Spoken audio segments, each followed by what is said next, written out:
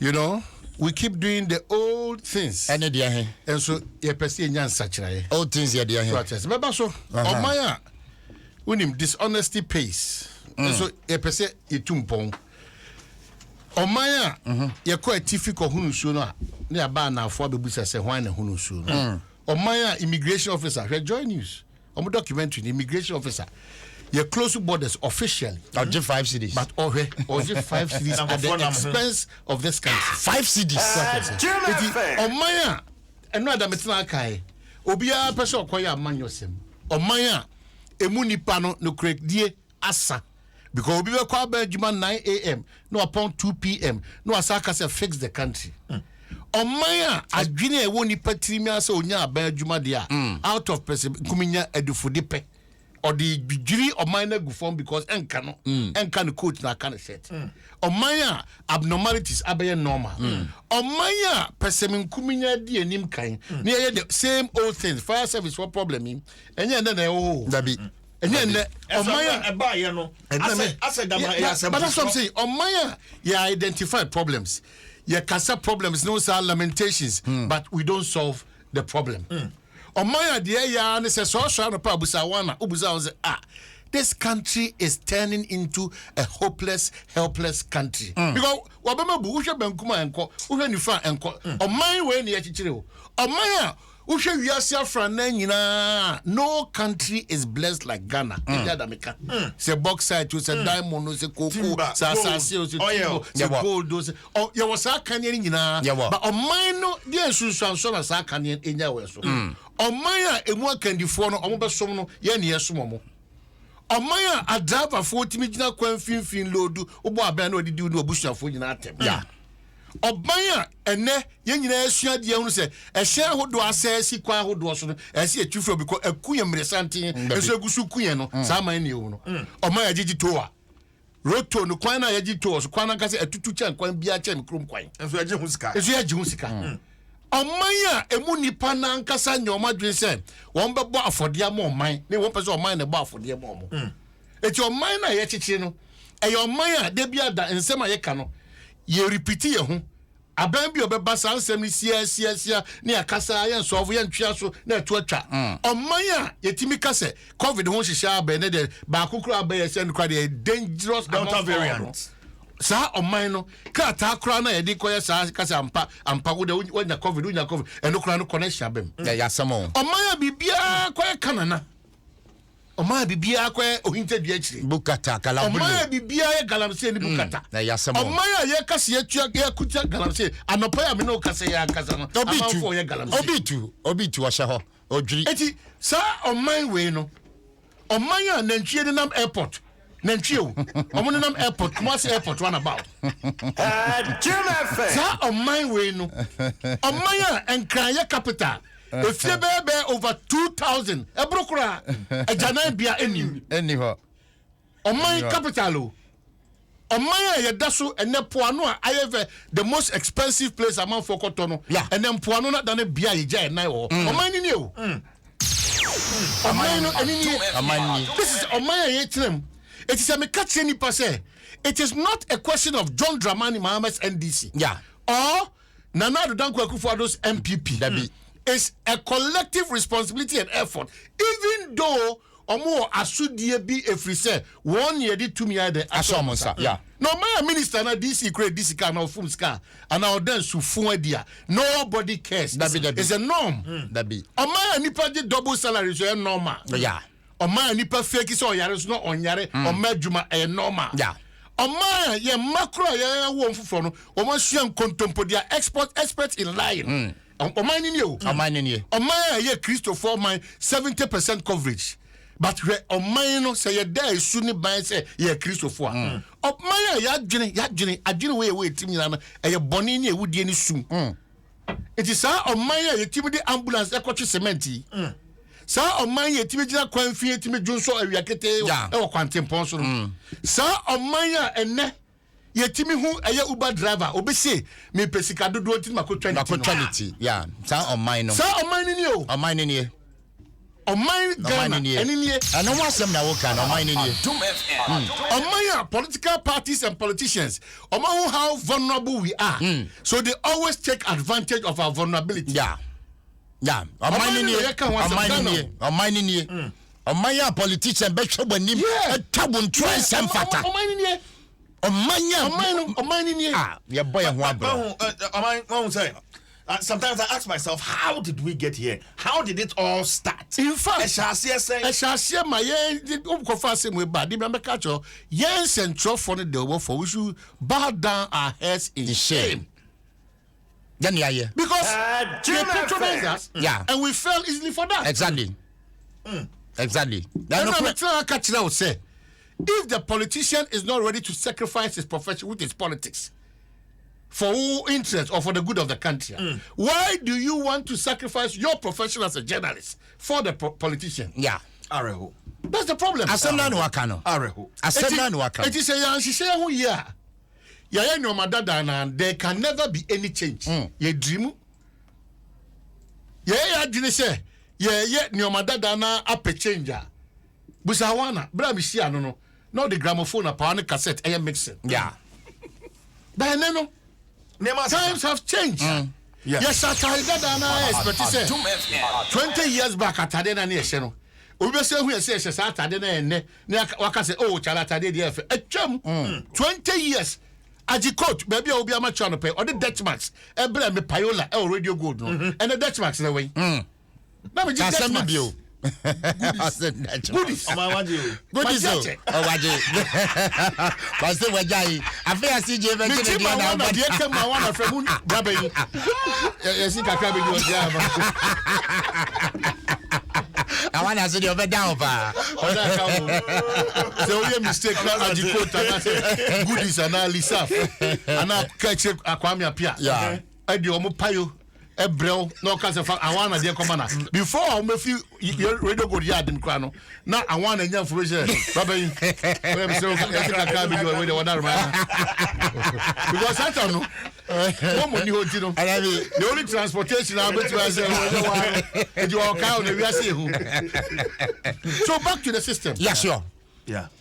Now me first akwanya we so we have betwemba men kai NCA for Ministry of Communication. Yeah. They should really look at Radio Gold plus other stations. Yes. Shut down. You know, they should really look at it. Yeah. Yes. Yen kasi efwa pe omo ankasa nkomo omodi no. E chese sin to be eba omo yubedi omo. Exactly. Omo jitum. But yen kasi efwa so. Oh, but baby you do no. Human face kakra. Let's all try and come back to one point. Yen kasi never again. Ana se munya sa kwenya na mobeti masaya sa Yeah. Oman asem wey na Kwame Sefa kan ko kan ya NDC amanyoko for say oye hypocrite. Oh, ignore those commentaries. Now, you are confused. No, Radio Gold ya too. Africa Radio Good as me. Africa, maybe a product of Radio Good. Yes, I know. A product of. In fact, I am here because of John Mahama and the late Kwesi Senti Bafumoni. Yeah. Now, we don't say a suit of interest. Why don't they also look at the matter that is being raised by the state? I'm a product of Radio Good. I'm proud. If you want to follow these politicians, they always mislead you because they are serving their interests. Yeah. You can't say now go for away my better society. Jim FM. Kwabena so na and they be activate phone lines you know because and right you fiase no dodo na person mo ka bi and you know and you remember atie for ambabam say Ghana National Fire Service for akojina baby nyom fom so odo ho na yentimi nya saa atwede ni bi ntimi fa dabi na yentimi fa kodumu ya kofa wan odo ho ya kofa wan join news pay more fire service asebo kan memble mu no. The blame game should stop. We should start finding solutions. Because dan me kind and no me kind. They be a 1992. They be a man for say, but it name is Dr. Srebwa. I can also 1992. And one we are now doing. Now sir, be you know na obini CJ ni dem fani asempa. And family can make sure pink paper. Make sure pink paper ni be wadi. As respect you be na vampire. Yeah, so back to the issues. Yeah, it's real. Say, Usha, say, a nay, baby, our mind and you do. nipa sen kra na esi dan a one call for fire for bem e mo advice dabi anu de so if you want to talk about this, that's why I said we should take over as journalists and take control, because we are emboldened by the constitution to be fair, bold and objective. That's right. But on my hand, a quick one on said ya woka say you find the solutions, you know. I thought that institutions nankasa so ka ho on my hand. Bo wako discover cracker say fire tender etumi emma wo dum jawa bro science we be ni wa wo beka wansem no. They are not happy. But you understand? But your role is to expose some of these things. Yes. Very, very important. Now, I say where's and then on my neighbor who said a bassa fire tender, a wim, and you say, and then you so you're quite a how do we solve that problem? Because you're mind wim. On mine, Jia ho water chroma. Omano eji aho ho kroma one hwe here Ghana need this year case or ye djuma kese bia oman a look at the force and the vim and the power GRA one omo nyina de beko Ghana ni so ma Lebanese ni anase India ni anase Jamaica ni Chinese ni case over set up a factory within a split second the assembly or take obia baba support no so we are our own enemies. We keep stabbing our back. Yeah, but na moje tu CJ na say na CJ dia na waya moje tu once na how say can akọ won it. So until we get out of that mentality, that archaic, that wicked, that poisonous mentality. The mentality of the Ghana is very poisonous, very, very poisonous, deceptive mentality. Until we get out of that, you know, we can make all the noise and bring John Mahama and bring Nanado and bring John Mahama and bring Nanado and bring NDC and bring MPP, but the change that we are all looking for still a beboying. Kwabransi full stop ho ya activity phone lines on Mombrem kakra ne ntoa so.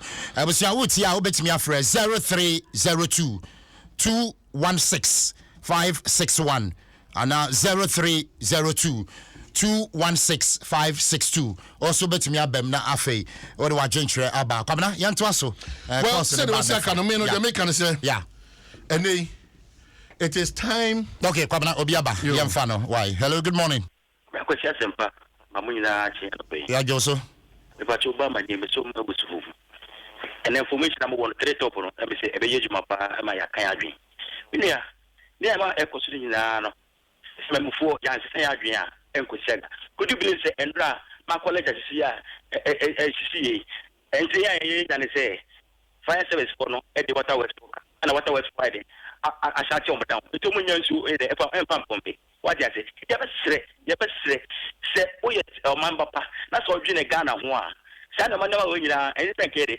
what you say you be say mamufu no moment say adwi na Ghana ba bi abusiame da se asendwenka yenkoye ni hello good morning. Good morning. Yes sir, we didn't be afrefi. Fefri Matako from Sofo Anthony. Asofo Anthony yetio. Okay, Ecclesiastes and also Sankafo. Etin watwe. Chichemu do baako. Oses en the year born who afobusem. Mem temptem. Ntin ni pa born who trimpo. Ayo akoma ma.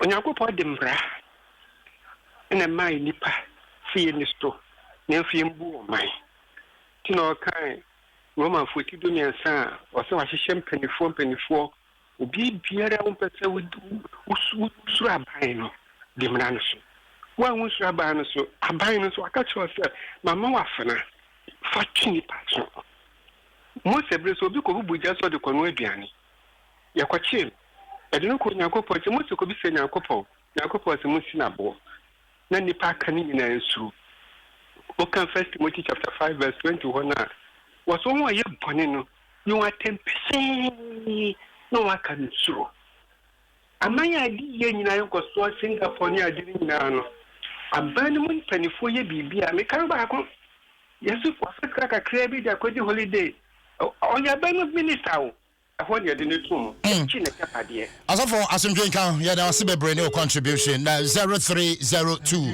216 561. Asofo they've abused us for long.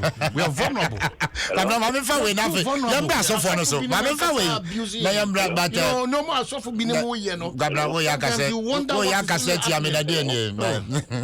That's in me be frame you. Hello. Good morning. Yes sir. Boja Puma. Yamina dum bocha wodi na ba bi afrafi. Yom de Ghana for no you walk. I will think them. Share your hotel war medical stores.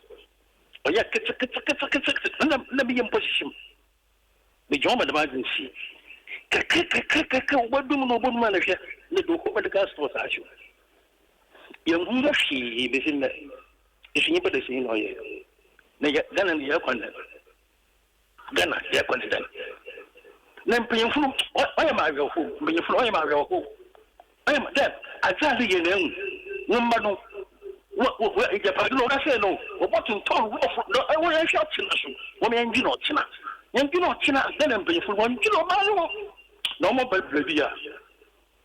The I am your home. Then my former woman, yet you want them. My former, yet you want them. Yet they get a little there as a someone who sent me a mechanical. I am your home. Information here. In the dynasty, you would be Biala, you are not talk. I give you an attack. About an alcohol canna. And pay for one boy. I'm coming to Sababa by Enfakolo Chatwell. Hello, good morning. Madam, I would empire with any baby Alfrefi. Again, when you make a several from Goveria, Johnny Moyentio. and of Eddie Michel, Namishia and a wife. At Yamikan, you say, hey, a market can some power. Oh my God, and I say, sure, Taubos and a robber name, a paper, and then the Muchi. Oh my God, and say, go to the what the one who say, a people. What I say, oh my, you Timothy and fat, you know, I told you I'm a Mambuja and anti-incrami, that's it. Because I mean, who development to be, I said, yeah, Ɛkɔ Sɛn. And then again, and they say, my Muslim Pana, a woman, Muslim. Young and sister again, because they are near say, you know, and you be an essay. Yeah, a baby in Sua, yeah, never say, bye bye. I was saying, I say, yeah, see, young fuck calls of you. Come on, well, that's him, said, Edo, say, yeah, Bebu, the best, Bebu, Achia, Memui, and so Emuye, no matter the situation where we find ourselves in. In fact, yeah, dear, no, Achia, Mawan, we are GD Crab and I just a buan, and so Emuye. Yeah, see, you know, we are falling short of Ghana's development through our own actions and inactions. Near BCP, near Sijina, say, ye beko ye nima, kakra, Ediano, a little bit me pija, amaneti me atine. Medbesia, my senior brother, March for Justice, oh, I don't want to comment about that. It has been unnecessarily politicized because anamontuni timupa wona share said Medina said the buy and papa. Ye triaba dress you say and ye sukusem ayebasa. Ye triaba dress you say and ye dready ayebasa as abrabomusem ayebasa. Ya kwan ayebasa. Ye hospitals ayebasa. In fact, almost a bibia and shada anyday enko yesa. Enti ye triaba dwen esiso. Na ye triaba dwen esisi na edi be ya manual sem ne de. June 4 t-shirt. The Rollins inscription. Yeah. Uprising. Yeah. I don't want to be part of that. Fix it. Go and fix your own intentions. Yes, because you're only one Ghana. And I repeat this. You don't love Ghana than I do. Sure. So don't pretend that you love Ghana than I do. In the name of politics. What I say? Yeah. If we all come to that point that we will not be cowards and hypocrites. Adiano say tia abuana chidia. Also adore achacha. That's right. Adore sadia. Sebi ano pay. Eko tuani pay chidia mo say ya. Tell them. You know what it means? Yeah. So me pamcho. Yeah. Whether we are fixing or we are not fixing, I think we need to fix this. Screw it and fix it. After screwing it and fixing it, we can look boldly into the face of Nanado. Nia reminded Nanado, said, Nana, what you told us in terms of your social contract, you are not living up to expectation. Nia did the attempt. Sure. That's right. The message. I encourage every fix-it person to go and fix it whilst they are demonstrating. But again, don't go and make yourself Okoji Amaya. Because you are Okoji Amaya. Almost say they are in charge. Of course. Of course. This about the birthday. Kwesi die or Stambik. Apostolic Empowerment Ministry. Apostolic Empowerment. Apostle Salasi. Ministry. You know, we can also add the abuane. And the baby be you know, say Christo so nya ofapima. That's right. Very important. Nipa kasa sadike. Ba wa ma Christo ambeya fapima. Christo ni eba no. So nyame de dacha wa odi afemu. Kan any edi no afe. And it's every second we have to be grateful to God. I am always proud that onyame na di yemu bi abedu sam pempenso. That's right. Hallelujah. Akamfu Yehowa. Ama obi biara nya ma sore de kra ma no pe.